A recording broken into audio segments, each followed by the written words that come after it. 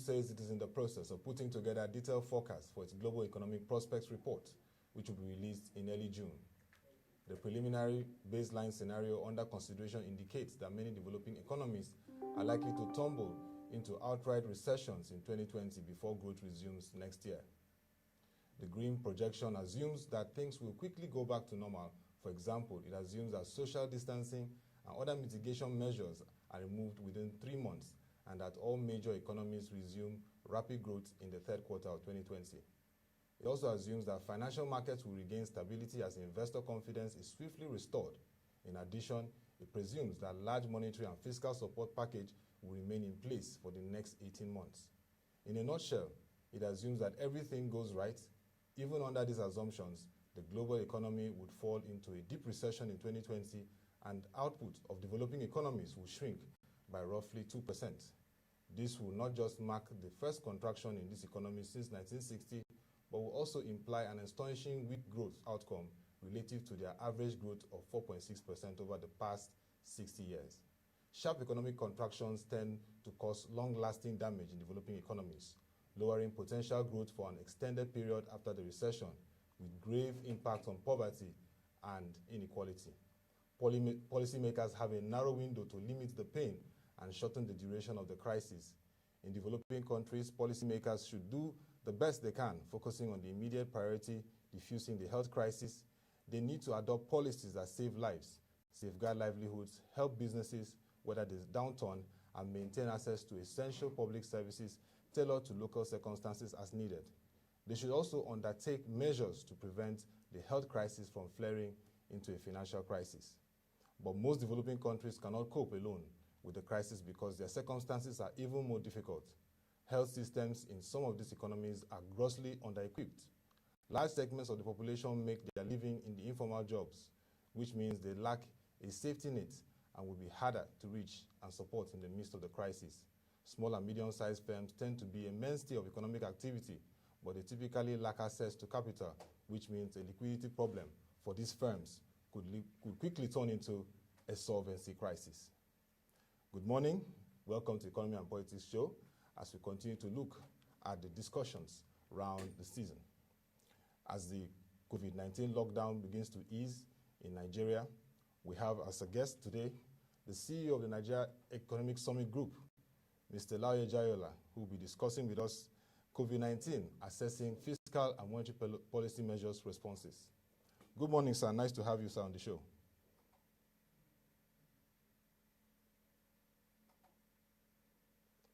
Good morning, Mr. Laoye Jaiyeola. Can you hear me, sir? Good morning.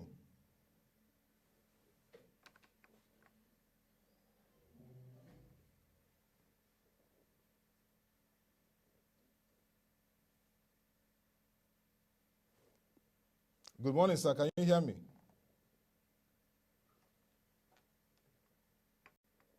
Good morning, everyone. Nice to have me on the show. Yes, good morning, sir. We just read some insight into the World Bank reports looking at the need for clarity in policy and support to informal jobs and critical segments of the economy. So today we'll be looking at assessing fiscal and monetary policy measures in Nigeria. I think you're having problem. Can you hear me now, sir?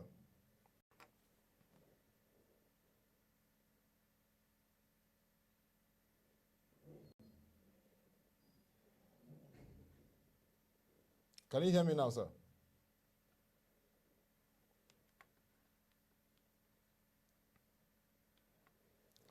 Mr. Laoye Jaiyeola is the CEO of the Nigeria Economic Summit Group, and NESG, since inception in over 25 years, has continued to drive policy advocacy, helping the private sector and public sector to have conversations on how the economy can move forward. Some of the key achievements of the Nigeria Economic Summit Group has been pushing private sector reforms, which has seen in the banking, insurance, even the pension space in Nigeria. They've also been instrumental to radical reforms that has moved the Nigerian economy from what used to be more of a statist approach to more private sector-led contributory system. The Nigeria Economic Summit Group, its last 25th year summit, focused on Nigeria 2050, looking at driving growth and development. In that summit, it looked at ways of resetting the economy and shifting gears to reposition Nigeria, Africa's largest, most populous nation, as a vibrant and industrialized economy. We now would like to connect again to Mr. Laoye Jaiyeola to discuss with us the situation on our economy and policy measures. Mr. Laoye Jaiyeola, can you hear me now? Yeah, I can hear you, Joe. Thanks for having me. All right, sir. So we're looking at assessing the fiscal and monetary policy measures in the country. But first, let's get your experience so far, this lockdown, as it begins to ease. We're still monitoring the situation. How has the experience been? Well, again, it's something that's changed us all to a new normal. Many of us are about to sit down at home. But sitting at home did not stop us from working, courtesy of technology. Surprisingly, we probably have reached far and wide, wider than we would have done if you had to be crossing the nation by flying here and there. So it hasn't stopped work. Work had continued. And the only thing is, of course, you are doing, people call it social distancing, but it's actually physical distancing. And socially, we're connected. So it's an experience. But I think it's an experience that's come to stay with us. And it's something that we almost learn from. At least if you're looking at cut costs and efficiency, this should be part of what we do as a nation, whether it be in public or private sector. Okay, that's nice to hear. Particularly that clarity on physical distancing, not social distancing. But let's look at the NESG. We were just talking about it while trying to connect, that you've been at the forefront of policy advocacy. You've helped in terms of reforms that has pushed Nigeria to a private sector-led economy, with reforms even in the insurance, pension space, even down to the oil and gas sectors. You've been very, very effective in contributing to those spaces. We know that you have your policy commissions, and you also have interaction with the National Assembly through NASBA, that's the National Assembly Business Environment Roundtable. So if you could give us some updates on how your operations has been amidst the COVID-19 lockdown. Well, again, one of the things we use the policy commission to do normally is to garner stakeholder participation. The policy commission is a public-private dialogue platform. So we get both the private sector input and work with the public sector and see how together we can channel a cause forward. Especially when we have agreed as to a way forward, how do we ensure that we do implementation? So in the midst of this COVID-19, where we all have had lockdown, we try to bring that to fore in some of the work that we've done. For instance, you will notice that when the government set up the presidential task force amid COVID-19, part of our first work to do was to get involved with them. But before then, we tried to see how can we do a coalition? How do we get the private sector together? And you will notice again that setup was only at the federal level. The state government was not particularly inside what was being done.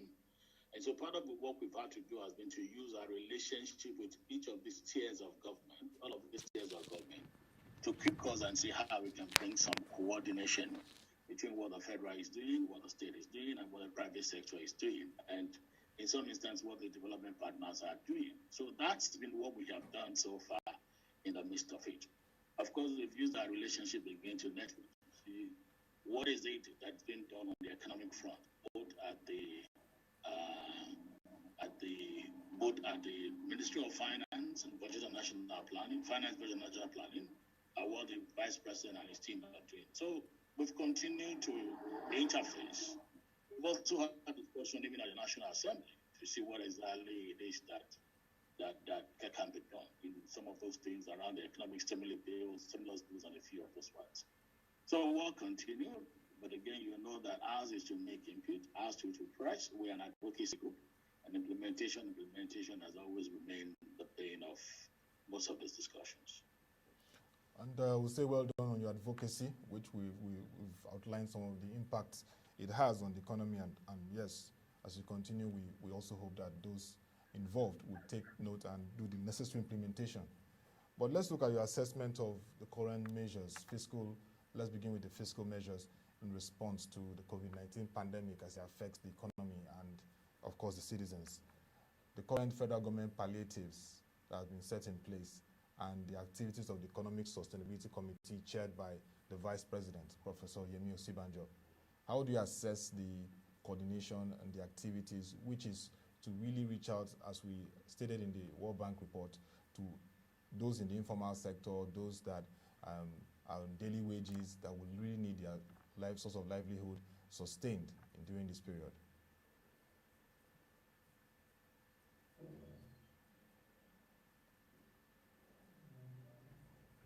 Mr. Laoye Jaiyeola, can you hear me?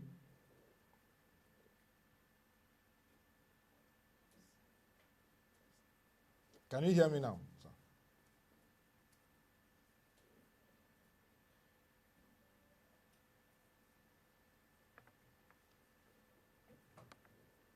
So if you can hear me, I was saying that what is the current assessment of the federal government palliatives for the economy and also the activities of the Economic Sustainability Committee chaired by the Vice President, Professor Yemi Osibanjo?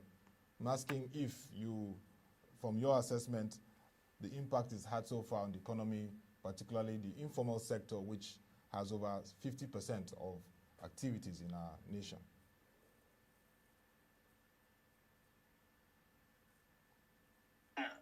So let me tell you one thing. The intention is laudable. I mean, the intention is to ensure that we mitigate the impact of COVID, particularly when you look at the fact that people are locked down. The intention is laudable. But part of our problem has been effective coordination. For instance, long before now, I know under the office of the Vice President himself, there is the Social Investment Scheme that started the work of how do we reach out to these vulnerables? How do we mark them to local government, to what, to identify them? But we have still not have deepened that. I mean, I'm not sure we expected a pandemic like this. So we don't have a drill down data that can reach out to the people directly. Maybe again, this is where the opportunity for us to align all that we're doing around, whether it is NEMC, whether it is BVN, whether it is all these things we do. It is important for us to align and have a coordinated, one wholesome database that we can fall back from time to time. So regardless of the intention, right, to reach out to people, our challenge is that we may not be able to have the desired effect, which is why you find out that places like Lagos and the environs, even when palliatives were being distributed, yeah. It wasn't reaching the people as they intended.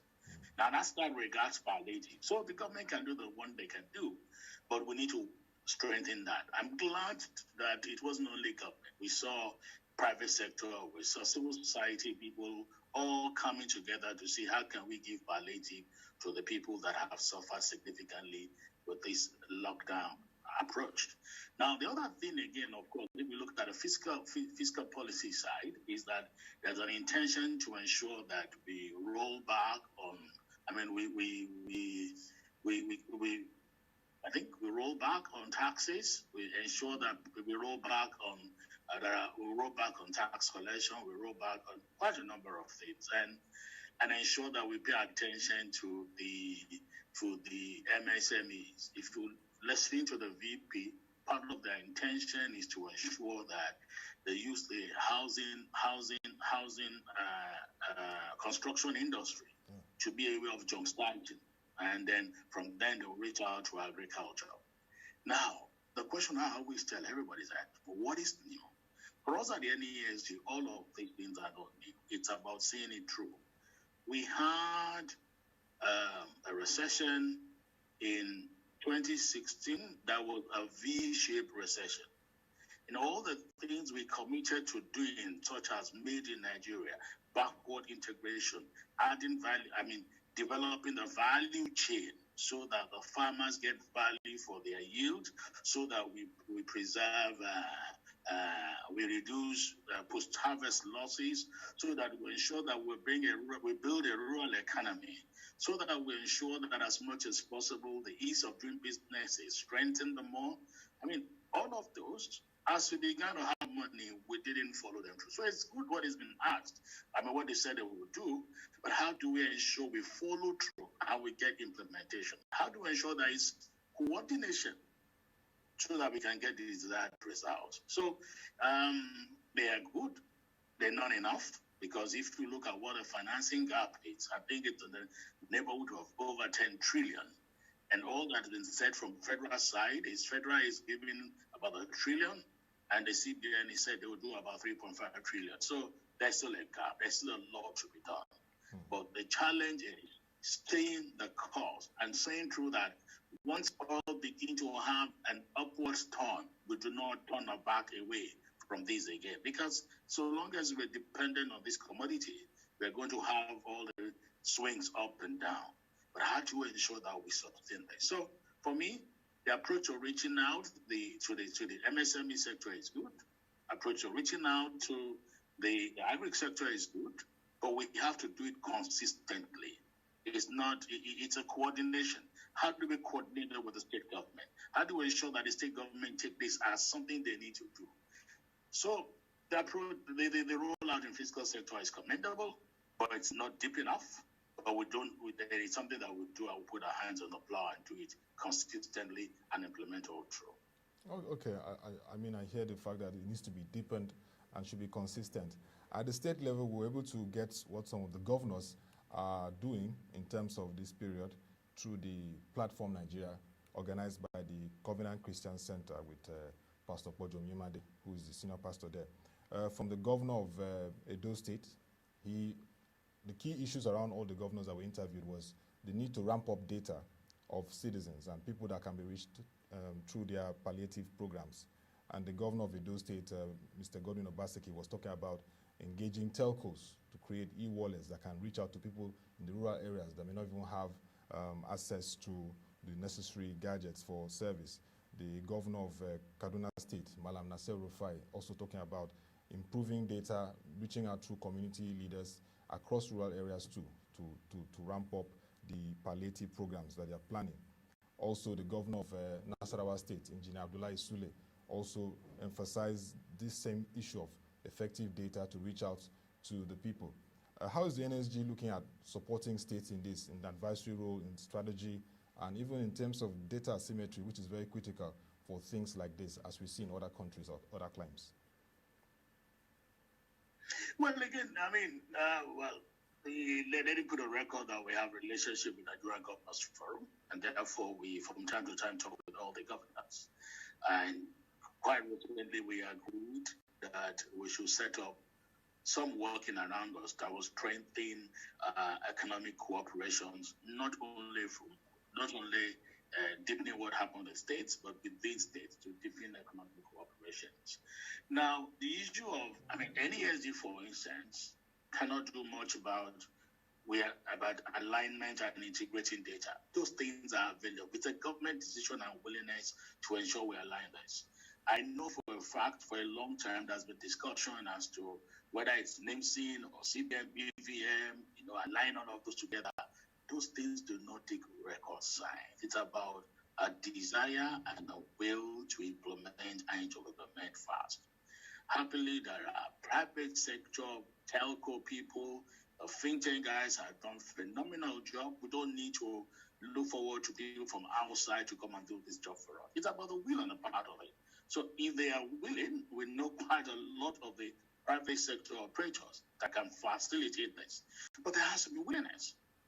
You see, one of the things I find very, very worrisome is our readiness to embrace data as a people and as a nation. Absence of data, our willingness to allow that to guide our decision making until it drives it. And some people have alluded to the fact that maybe some of the figures we're banding around are not genuinely true. But if you harmonize all the data available, look, you wonder, and I want to cast my mind back to some of the things that we had with the Office of the Vice President when we started the PEPEC discussion, which was to say And there was an executive order on it already now, that if a government agency is looking for an information, and that information already exists in another government agency, you don't need to provide it. Now, that presupposes a coordination among all these agencies. For instance, why should Nigeria be the only place that when you arrive at entry post, two different people will attend to you? What is wrong in harmonizing all of those things? So the resources to help is available on the private sector. The willingness at the private sector is available, but you can only drive a willing implementer. Government must be sincere at this and to do it. It doesn't take eternity to get this done, whether at the state level or at the federal level. Okay. Let's go to the forte of the Nigeria Economic Summit Group. You always host annual summits, but this is a build-up from all the engagements you have through the year. And last year it was Nigeria 2050 Shifting Gears. And you looked at the issue around transforming education, managing demography, sustainable peace and security. At this point, how does COVID-19 impact these issues, and what should we be expecting to see going forward for our economy? Well, each time we look at the NESG and the kind of things we do, one probably would think that we're a prophet. We look ahead.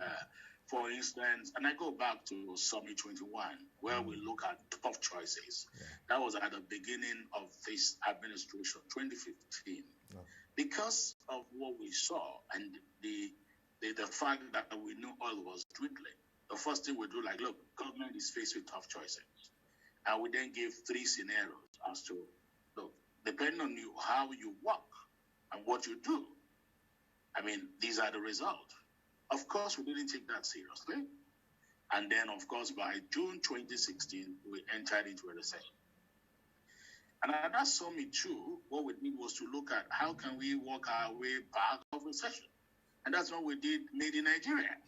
So, Made in Nigeria then wasn't to look at, you must produce in Nigeria. How can we begin to do significant backward integration? How do we begin to add value to all our exports, whether they be agri, whether in the petrochemical industry?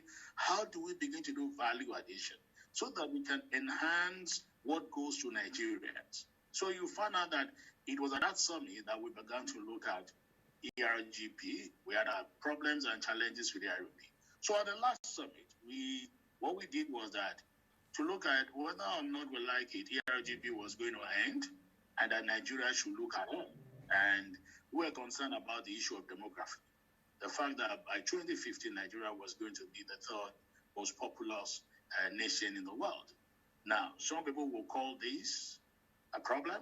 Some people will call you an opportunity. It's either a boom or a bust. And so all that we did then was to say, how can we begin to position ourselves as a nation so that should that arise, we are not a liability to the world? Now, nobody is saying that we must wrap up and then be the 3rd largest. And that's why we look at the issue of demography, that we can actually use effective demographic planning to reduce that number. But then, even if we don't succeed, we should ensure that we pay attention to key areas of the sector, the areas of education. And for us, the things that we're talking about now, the girl education is more important to us. We're concerned about elementary children that are on the street. We're concerned on technical vocational education. And all of these were things we looked at within that summit. And we felt that we should sit down and plan for Nigeria for the year 2050. Happily, I want to say that despite the COVID-19, the Ministry of Finance, Budget and National Planning is already looking at how do we do a medium to long-term plan for Nigeria.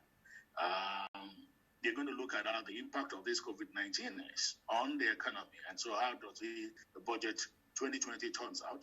What do we do in the medium term? What do we do in the 10 years? And how can we vision a way out for people in 2050? We are working with them and as a think tank.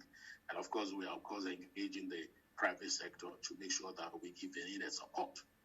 So that's the situation as at now. Yeah, I also remember that beginning of the year you had your macroeconomic outlook, the 2020 outlook, and you talked about the fact that we need to accelerate growth, we need to create jobs, lift many from poverty, particularly deepen inclusive growth. And when you talked about the things to look out, of course, COVID-19 was not there. You talked about the VAT, you talked about the insurance recapitalization, you talked about the LDR, that's loan to deposit ratio for banks, US-China trade war, and even the concerns around Brexit and other issues.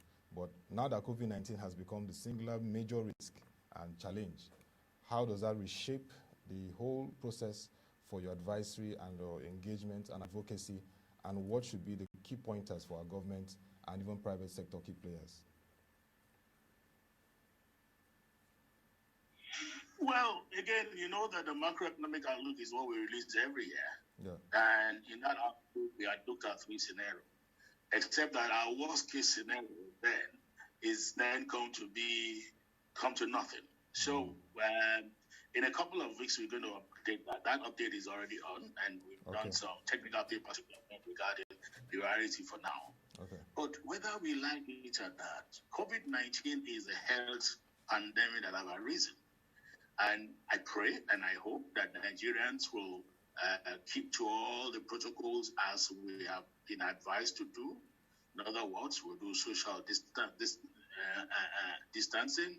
We'll cover our noses, and as we go out there, and government will ramp up testing as quickly as possible so that we can know who to isolate and not to isolate. And I pray that that ends. Now, at the end of that, you see, there is post-COVID issue, which will then going to affect our economy. There is the issue of poverty, which we still have to address, which is part of the things we brought out there. That's important. They need to ensure that there is significant social safety net. I mean, we didn't know that COVID was going to bring this to fall, but it's something we talked about. How do you have a social safety net and ensure that you reach out to the poor? There's still the issue of all the things we brought out there are things that are germane that we need to look at. How do we grow and create jobs? Now, we need to look at what are the sectors. I mean, if you look at one of the things we did if you look at that, the release, what we did was to look at sectors that have the potential to create jobs, right? Yeah. And I'm glad that part of those things are things we're looking at, even as the Economic Stability Group is meeting. Yeah. I mean, those are the sectors that can ramp up jobs, because what we did was to look at what is the and not only are they able to create jobs, they have a potential of lifting people out of poverty. Don't forget, our challenge is not only to creating jobs; it's about creating jobs that is meaningful, that lift people out of poverty. So we are able to, in that report, we identified the kind of sectors and the kind of areas where jobs can be created and lift people out of poverty. So we have those twin. I mean, we just use job as a means to an end. The end is to lift people out of poverty, and job is just a means to reaching out there. So even as we do all this job creation, we want to have it at the back of our mind that people must be lifted out of poverty. So beyond the fact that we need to look at the impact of all how much revenue is coming, how much government needs to do to stimulate this economy and ramp us back the financing gap, all the issues still remains. All the issues of job creation, all the issues of lifting people out of poverty, all the issues around how do you provide reasonable social safety net for our people still remains. Still remains. And you look at that, we are there again in that report, we talked a lot about what Nigeria needs to do to drive investment. So those issues still remain. We looked at what government needs to do to ensure that the environment for doing business is enhanced. If there is any time that needs to be done, it is now. Now that we're in recession, we need to do that much more than we had anticipated at the beginning of the year. In 3 minutes, Mr. Laoye Jaiyeola, can you just give us your inputs in terms of how the central bank in monetary policy... Are you hearing me? Yes, I can hear you. Can you hear me now? Okay. I said, Mr. Laoye Jaiyeola. I'm hearing you, Laoye. Okay. In 3 minutes, can you give me your take on what should be the approach of the central bank in monetary policy, particularly the issues of foreign exchange management, where businesses are concerned? You know that the International Monetary Fund has also re-emphasized the need for unification of the FX rates, and also the area of interest rates. Thought leaders, analysts have called for the need for the central bank to revisit the current monetary policy rates and even cash reserve ratio. What are your thoughts around this in this time? Well, again, I'll start by commending the willingness of the central bank to reflate the economy by about 3.5 billion. And this they said they will do by trying to release some of the cash reserves that they have, so that they can allow the banks to lend to sectors and support sectors that are ailing, particularly during these that are ailing as a result of this COVID.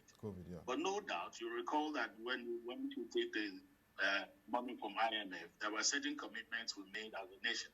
Yeah. And one of those commitments is that we're going to ensure that we have an efficient and effective foreign exchange market. Yeah. Now, one of it is that how do you ensure that is the multiple rates we have, how do we appropriately ensure that there is a unification of that? We are beginning to see, even before the pandemics, well, right after the pandemics, before we went to make that commitment, we are beginning to see some kind of alignment. You saw that official rate moved from 306 to 360, and you saw the IA window moving to around 385. I mean, I want to urge that as much as possible, central banks should not renege on this. And I know that oftentimes you see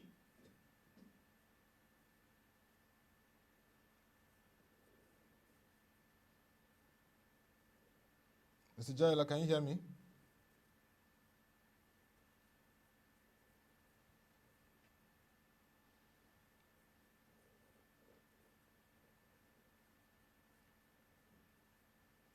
I think we've lost him a bit due to connection, but what Mr. Laoye Jaiyeola has been saying is that the central bank, in terms of the FX rates, the foreign exchange management, has been working assiduously in that regard, looking at the official rate and, of course, the import and export FX window. So let's try and see if we can reconnect back to him. Mr. Laoye Jaiyeola, can you hear me now? Okay, all right, you can go on. Yeah. Now, I will again, technology. I wish one of these days that we can deploy all the broadbands we have and remove all this right of way, so that the quality of internet will be very, very, very efficient and effective. Now, I was talking about the moves that we've already beginning to see central bank doing. And the commitment we made to the IMF, as much as possible. I know that there's always, the thing about economics is that there is always another side to it, another side to the discussion. But it's in our interest to ensure that we unify so that we don't have clarity of exchange rates. It's our interest to do that. And we look forward to central bank doing that. But more importantly, it's in our interest to ensure that in a significant way, even our rate, I don't believe it. There's no nation subjects its exchange rate to the market forces. All of us have what we manage it. There is a way we manage it. But as much as possible, we shouldn't be too static. We should be very reflective of reality. One and the only way we can be able to attract investments that are waiting there to come. Nobody is going to come and bring its foreign investment into this country if the reason that there is a wide gap between the official rate and the actual rate. So as much as possible, we should do that. Part of the things that we need to ask central bank, we need to plead with the central bank to do is that as we begin to manage scarce resources now, let us not fall into some of the errors we fell into in 2016 in our quest of managing the scarce resources. Where we overreacted and therefore we caused more food than more harm than good. Well, we're able to get out of it after about 2 years. Now the jury is out there whether, of course, we could have mitigated the impact if we had not knee-checked and overreacted. So there's enough lesson that the central bank is learned. I mean, This is coming just under 5 years after our first experience. They've learned that from it, and they're supposed to ensure we do this. So I know one of the major concerns that businesses are having is it's about flows. How do you ensure that there is currency flows in this matter? You recall that when it started, Central Bank almost immediately said that they were not going to, that they stopped selling of school fees and all the lack of it. But again, they've removed that and they're beginning to do that. So we need to manage it so that we don't create panic in the system. What the system wants to see is a very decisive, a clear policy direction and signals. Once this is there, you're going to see that we will take a hit, but will not be as much as we took the last time. All right, very fair enough. Thank you very much, Mr. Laoye Jaiyeola, for your insights and your contributions today. I mean, it's been really nice hearing them from you. I mean, and I must commend the Nigeria Economic Summit Group for its years of advocacy and engagement, bringing the public and private sector together to see how they can galvanize activities and move our economy forward. So we'll continue to engage you on this and also see the progress done. And look forward to a bit of your report on the Nigeria 2020 macroeconomy, now that COVID-19 has become the singular major risk factor. Thank you very much, Mr. Laoye Jaiyeola. Thank you, Otto, for having us, and thank you. I'm going to put on record the support of WebTV for NESG and all the works that we do. We look forward to further collaboration. Yeah. Thank you so much. Thank you so much. Thank you very much, sir, for your time. And that was Mr. Laoye Jaiyeola, the CEO of Nigeria Economic Summit Group, giving us perspective on the assessment of the fiscal and monetary policy measures responses to the current COVID-19 pandemic in Nigeria. That's the conversation we had this morning on the Economy and Politics show. Join us by 10 a.m. for the market review, where we'll continue the conversations around our economy as the COVID-19 lockdown continues to ease. Thank you very much.